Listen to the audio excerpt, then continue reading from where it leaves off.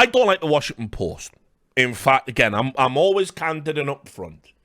I remember the first time Mikhail of Launcher reached out to me and he wanted to ask if I would be, I think it was to be quoted in an article. It was to do with esports integrity, something he was working on. Might have been match fixing, I don't know. But anyway, I told him flat out the same thing I tell all these publications. Fuck off. Your publication's garbage. I will not be giving you a quote. You don't get to ever leverage my expertise for readership until you all collectively give us a mea culpa and apologize for just the years of wall-to-wall disinformation you put out. And I've been this way for a long time. I think it was in 2011, I did a response that wasn't even viral. We didn't call it that back then.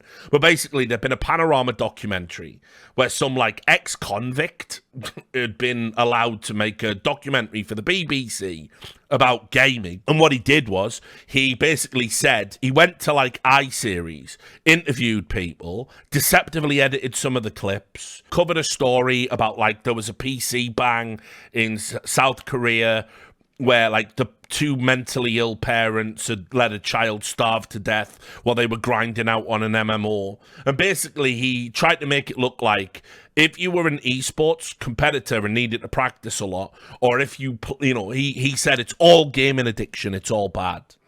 And so he materially misrepresented a bunch of stories and a bunch of things and linked them without even really knowing what he was talking about. And so I wrote a rebuttal.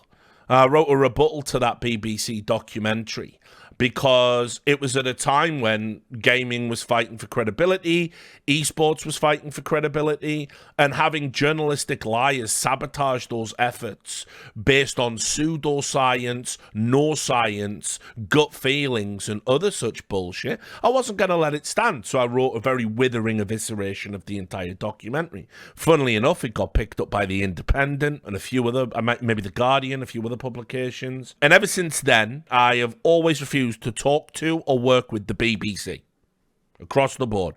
I won't do it. Not to mention just the 80s noncery, their approaches to fucking TV license payers, you know, all of that stuff. I had a journalistic imperative not to talk to them. They never issued an apology for that. They never issued a retraction for that. They never admitted they had essentially misrepresented information in that. I talked to the people they interviewed at that iSeries, and almost all of them said they had key components of their quotes cut out, but because they'd signed a waiver form, they couldn't do anything about it, right? So, fuck them. I'm never talking to the BBC. I'll still wait for that apology. It's been 12 years. You still got time. And let me tell you, the BBC has asked me a bunch because they've covered stuff. BBC's been at events. Oh, you're Richard Lewis. Yeah, can we have a few moments? Are you from the BBC? Yeah, fuck you. That's it. That's all I'm saying. Literally, fuck you. I say literally, fuck you. Fuck you, fuck off, no. They're astounded. They don't get it. I had a local BBC journalist message me in my DMs. Oh, Richard, love your work. Big fan. Fuck you. I don't care. Like, you need to apologise for all your many, many sins, your many journalistic transgressions. We are not the same. So, and I've done it with Vice, probably Kotaku at one point. I mean, that just goes without saying. But anyway, the bottom line is, if I think your publication is suspect and is responsible for misinformation, potentially disinformation, as is the Washington Post, as we know, democracy dies in darkness. It's just an austere scholar that died. Don't worry about it. You know, I won't talk to you. I won't talk to you. You don't get my quotes. It's as simple as that. That said, I got to know Mikhail and I talked to him and I said, sorry about that initial reaction. You know, you have to understand where I'm coming from. And I told him. And we've been coup d'etat ever since. And reality, he does good work. Reality, Launcher was doing good stories, important stories for the industry. I don't think they'd ever set a foot wrong in terms of their coverage that I can think of. I can't think of one wretched piece of writing there. I think whenever I've pulled out my examples of bad gaming journalism, I don't think Launcher was ever in it. And so, you know, he's like the editor, I think. He works with Gene. So, you know, fucking good on him. They ran a good section.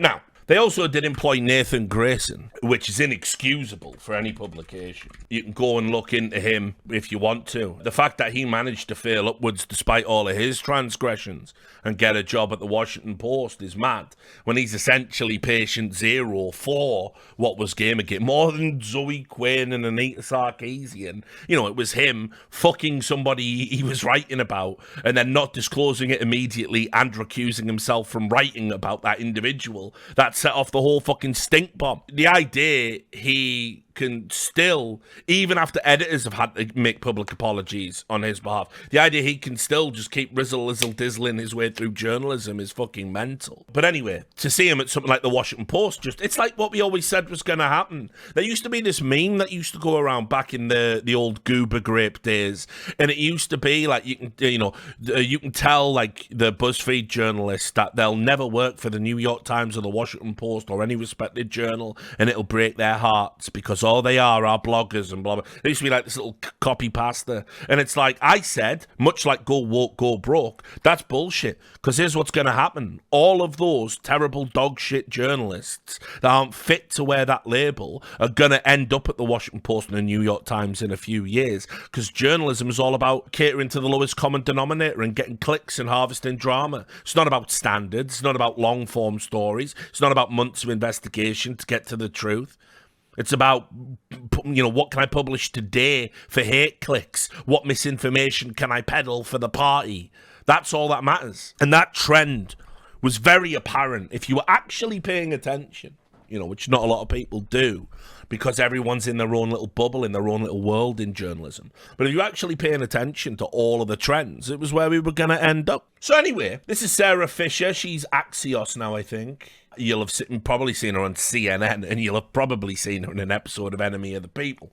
But there it was yesterday. I was watching the playoffs. This is why it was called Playoffs and Layoffs on the stream. It's a great title. I wish it was a longer stream, which had a bit more thematic cohesion, because it's a great title for a stream. But anyway, a great title for an article that I'm never going to write. But I've been watching the NFL and watching the playoffs, and it was announced, I think, yesterday or the day before. I can't quite remember because all the days blur into one when you live like me. They'd said Jeff Bezos wants to sell the Washington Post and buy an NFL team. I'm guessing most likely it would be the Washington Commanders, I guess. Now, what's super interesting is the way that it was framed. It was framed that he has to sell the Washington Post to be able to buy an NFL team, which is patently false. I think he's back to being the wealthiest dude on the planet, right? Because Elon Musk took the hit for Twitter, and now all the lefties that said, we love Elon because he makes Tesla and we must drive electric cars to save the planet against global warming. They've all stopped buying Teslas in protest. It's like,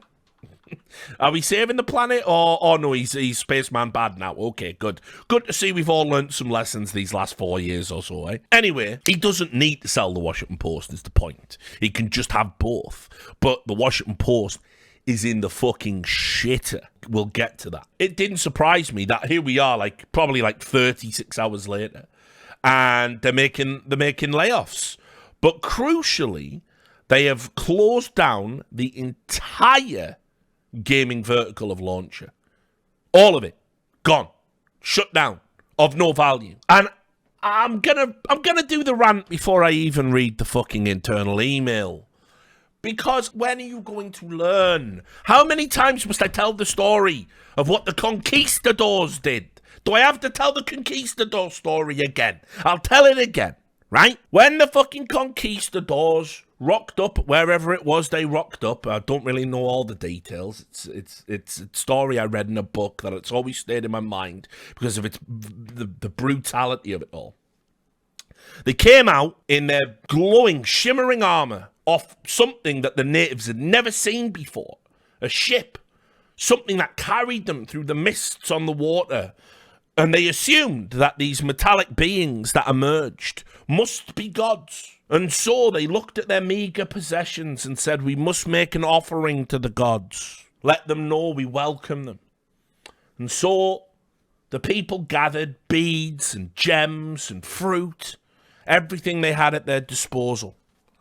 And they came down the mountains, a long trek through the trees, out onto the glorious beaches and made an offering to the conquistadors, the gods, that they couldn't understand, who spoke strange godly language, said, "This is for you." And as a reward, the conquistadors took the shit, chopped the hands off of the people that had come and gave them these gifts, and sent them back up the hills to let them know they were coming. That, though, you will never get a more profound metaphor for what the mainstream has done to esports time and time and time again. And I know because I've had my hands cut off, you see.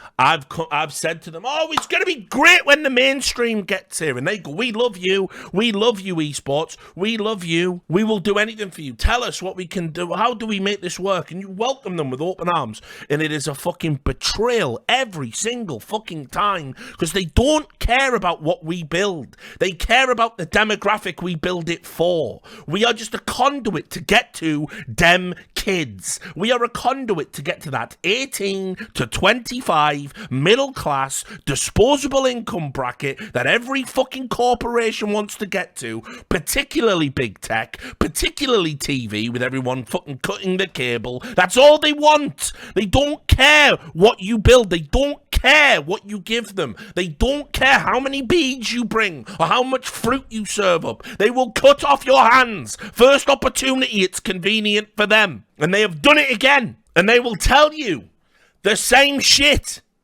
The market wasn't ready. There's a recession coming. We didn't see the returns. There will not be a single management figure from the mainstream that built these failed projects that will lose their job. Not one. Only the people they enticed in.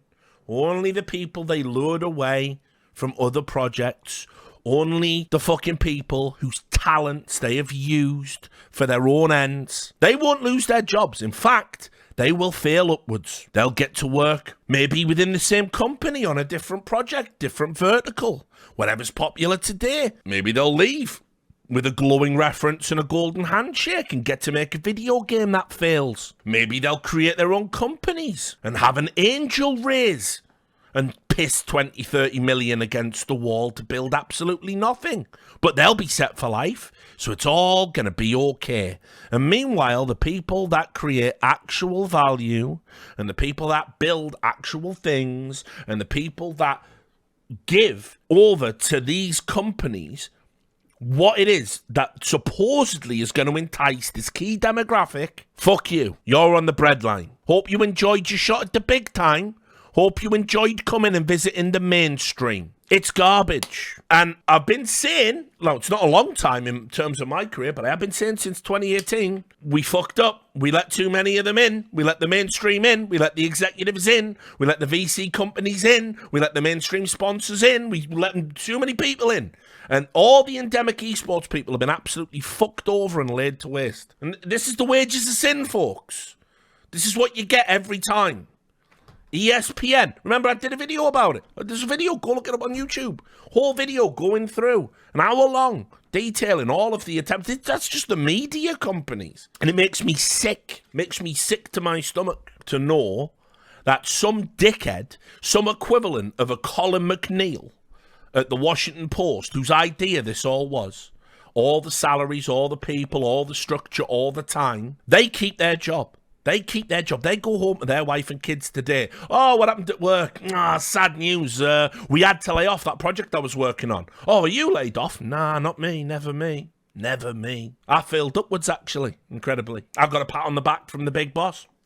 It's worth a go, but what are you going to do, Jake? Forget about it. It's esports. And the fucking worst part is, they must have known this correction was coming. Like, I told people last year, I think as early as August, I was talking about the great market correction is coming. So I can't believe people who work at big companies like the Washington Post can't see it coming. Who knows? Maybe I am just some sort of super intelligent visionary in the business. But instead, these people were told today. Like, if you look at Mikhail, again, I'll use him as an advantage because he's a good guy. If you look at his Twitter feed, he's like talking about stories and, stubbed my toe, and and then it's, "I've just got laid off." That is how much respect they pulled them into a meeting and basically said, sorry, Sections closed. They're all in shock. I'll read this internal email. Dear colleagues, I want to let everyone know that we have completed the review of newsroom positions announced at the December town hall and provide you with an update on the actions we have taken today.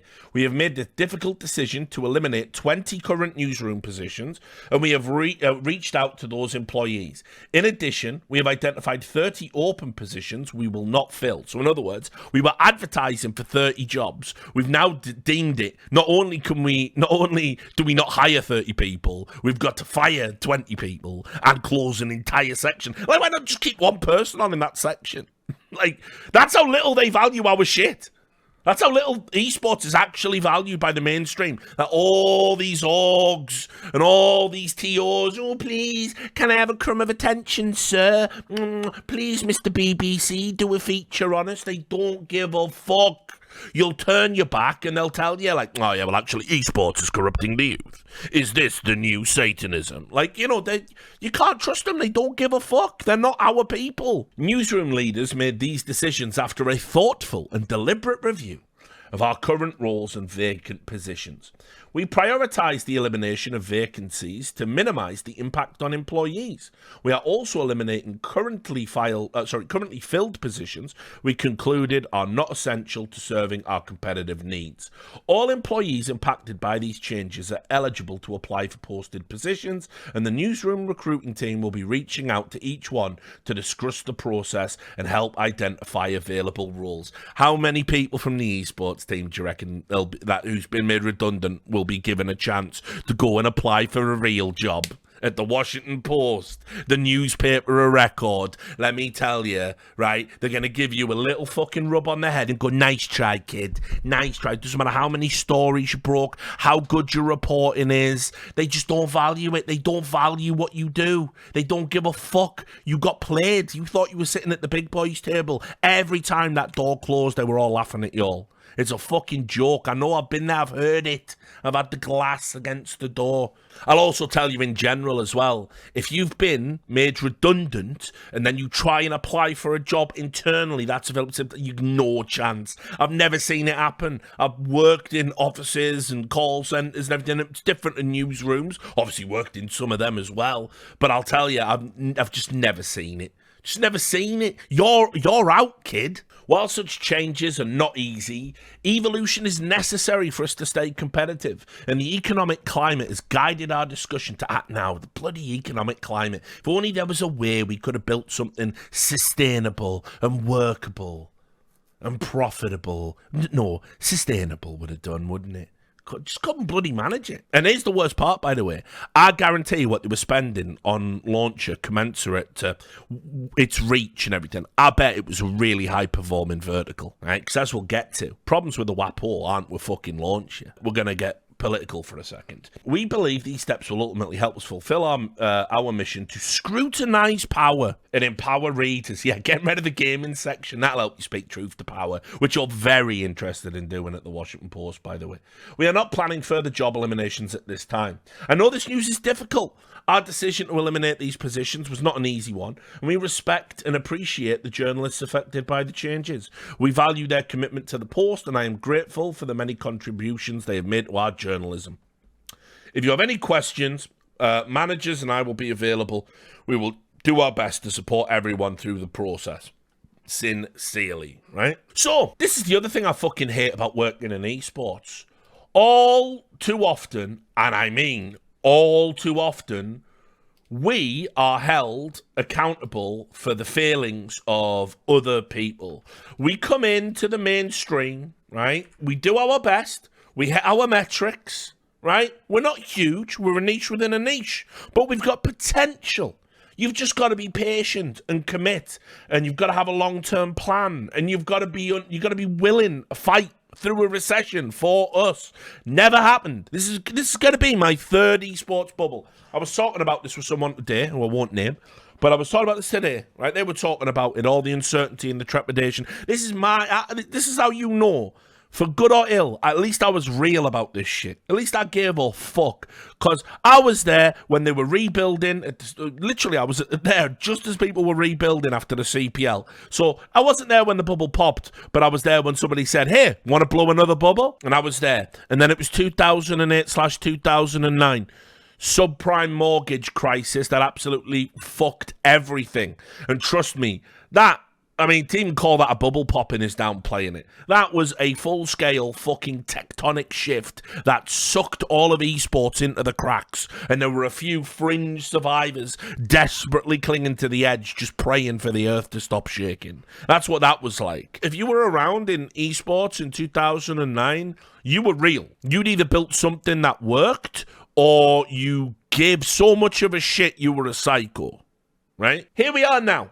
I can't believe it's took this long. Start of 2023, end of 2022, for another one. But it's coming, and it's been coming for a long time. Writing's been on the wall. Yeah, we've lied about numbers. Yeah, we've misrepresented our shit to sponsors.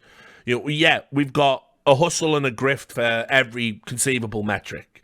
We've made sponsors not feel that they can come back and re-up with us. We've took VC money for years with impunity, and now we're scratching our heads about what we're going to do now that we've got to pay it back. We've created stupid companies that are like huge sprawling tech startups. The difference being a tech startup will always have either purchasability or a path to profitability. Esports companies don't have that luxury, because who are we beholden upon? The games developers every single time. Our industry is an industry like no other. The product we make is codependent on somebody else giving us permission to make it. So it's going to be rough. It's going to be tough. And some people do deserve for the wrecked. Many people do. But I'll just add, who's carrying the can for this shit? On your screen right now. Washington Post has lost 500,000 subscribers since Biden took office, right? That's 500,000 paying subscribers. This is the reason why Launcher isn't around today. This. So I want to know who the fuck is who's carrying the can for that? Where's the person? Where's the executive being fired for that? Who is the executive that made, this is where it gets political, guys, who made the Washington Post dependent on peddling propaganda for the DNC and anti-Trump rhetoric and democracy dies in darkness and Marussia and all the other bullshit you have pushed out to a point where the American public now has less faith in fucking journalists than in the politicians that make you be the terrible journalists you are, right? So who's carrying the can for that business model? Who gets fired for that? Because I guarantee they're probably on enough money that you could be paying for the gaming vertical. And no one, absolutely no one is going to carry the can for this. This is disastrous. The Washington Post lost 500,000 subscribers since Biden took office. You would have thought it would go up, right? We've done it. We beat the great evil. It's going to be nothing but good news. It's going to be nothing but good news and good times. Joe Biden smells like cedarwood and warm cocoa and would never do anything corrupt. I mean, sure, he's a former segregationist and co-author of the Patriot Act, and he also wrote that 1994 crime bill that disproportionately imprisoned black people. But, at the end of the day, he doesn't say terrible things on Twitter, so it's going to be good now. It's all going to be fine. And sure, now we've got record inflation and oil production's fucked up and gas prices are through the roof and jobs are fucking spiraling out of control. Listen, it's good news, right? So we're all gonna pay money to read this glorious good fucking news. No, of course not. People want the antagonism. People either want reinforcement of the delusional bullshit they believe to get through their stupid, meaningless lives, or they want to know who's the big bad. Tell me, is Trump still working with Putin? And so you have conditioned your audience for a type of content you can no longer produce. A type of content that should never have been produced in the first place because it was predicated on lies and misinformation. So this is the payment for that. Yes, you are losing money because of what you have done. You have pre-programmed your audience to receive a type of content you can no longer deliver. You can't even fake it to the same degree anymore. So people have walked away. Who gets fired for that? And think about this. The Washington Post is on track to make $600 million in revenue in 2022, but it will not make a profit. What? How? Like, how is that a real number? This is what they do. It's not going to be the executives. It's not going to be the board. It's not going to be all their fancy little fucking, swanky legacy feature writers who do fuck all. It's always boots on the ground journalists that get it first, and in particular, if you've opened an esports vertical or a gaming vertical in the last few years, fuck that shit. We were never serious for a second. So please, guys, when the next wave of money comes in 2024, when all of these cunts start reopening and advertising for jobs again, will you have the good sense to not fucking apply? Here's what you all need to do. You need to get your own VC. You need to band together as a group of journalists who can work with each other. And you need to open a publication. You could start today on a Substack. You need to get together, work together, batten down the hatches and build something. So when the money comes back in 2024 or maybe start of 2025, if it's really bad, you're there to capture it. And don't let these cunts ever have it again. Stop giving them our shit for free. They'll never punish their own. Just to underline the point, it was just today the New York Times, right, published this.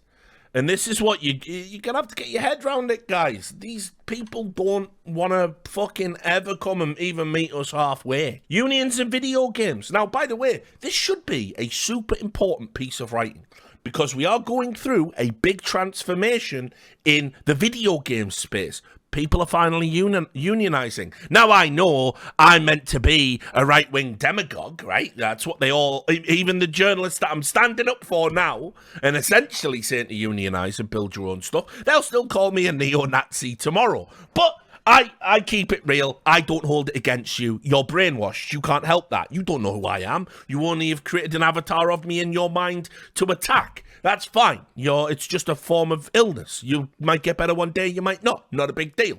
But anyway, we're seeing unionization coming. And I'm going to be a right-wing guy. I'm going to... Fucking of course you unionize. The games industry is a disgrace. Crunch is a disgrace. The abuse that people go through to meet ridiculous deadlines. Like, we've got to have a version of this game out every year. So you just get worked into the ground. And by the way, it's in your contract. Mandatory overtime. No, this is an outright mandatory overtime for no additional pay. Fuck this. So obviously, I am pro-union. I'm from the fucking Labour heartland in the in Wales and the northeast. Of England. Like, I'm fucking about that. So this is a big deal, and it should be written about, like, from somebody who understands and, the perspective and has seen the before and after. This is going to really start impacting on the speed at which games get churned out. And you might think that's bad, but that's good, because slow generally means good. Unfortunately, what we've got now is so much pressure is placed on, we've got to get the games out by key deadlines because we want our quarterly filings to have that in there so we get a little bump in share price. And that's our fiduciary duty, one of the most insidious phrases that's ever been used as a shield for bad behavior in video games. This is going to be a very good thing for the industry, and there's going to be a balancing act because they'll push back. Obviously, the developers are going to push back, and there'll be some job cuts. Guess what?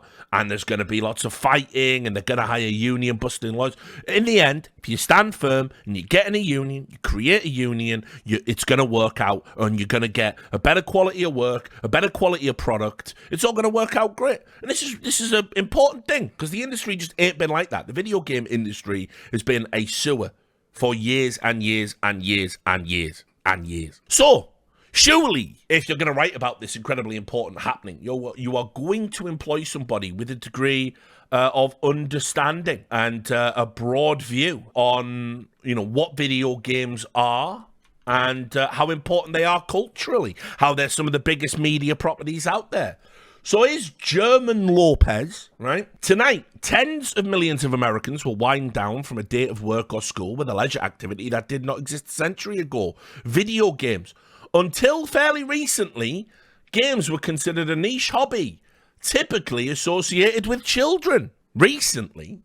I mean, I don't know. I kind of feel that hasn't been the case for Shit, I remember the commercials for home computers back when I was a kid. You know, when we had cassettes to play video games off. And it was advertised as all the family in a living room, the home computer. You know, the kid can play games in the day, the dad can get on the word processor at night and nail it with a report for his boss and win that promotion. So the idea a niche hobby, until recently a niche hobby, right? You can go back like 5 years, 6 years, longer. Some of the biggest media launches of all media, including movies and TVs, video games. Think Rockstar and think Grand Theft Auto. It's massive. Think Activision Blizzard and every the big Call of Duty releases. It's massive. Think about how we're at a stage now where probably, I would say the majority of people on the planet have played a video game of some kind, except those, unfortunately, living in the most grinding poverty on planet Earth that don't have access to that type of leisure. And that's because of the ubiquitousness of the tech inside mobile phones. So the idea that we're just going to rewind it and go we're still in the 80s, guys. We're still in the 80s, where it's like, oh, have you got an Amstrad, right? We're still in the 80s. No, we're not. We haven't been for so long. And this is a super important thing. And you're the New York Times. And this is what they think of you. And this is what they think of our industry. There's no W's to be had. Don't you get it? You cannot work with these people. You cannot work with legacy media. On that note, I'll plug one of the Substacks. I'll plug all the Substacks. I'll tweet them all out. This is Shannon, who works at who worked, I should say. And she's done some real good stories this past year. Well, it's official, been laid off. But there you go. I'm still kind of in shock, but we did spend a lot of this month talking about layoffs. Here's my Substack link. It's a big work in progress. So, if you're interested in getting something, I don't know whether she'll continue to report on esports. My advice, stick at it. Definitely go and throw a follow to all of the people coming out of Launcher, because, they're going to need a platform that they're going to be able to leverage into a job at some point.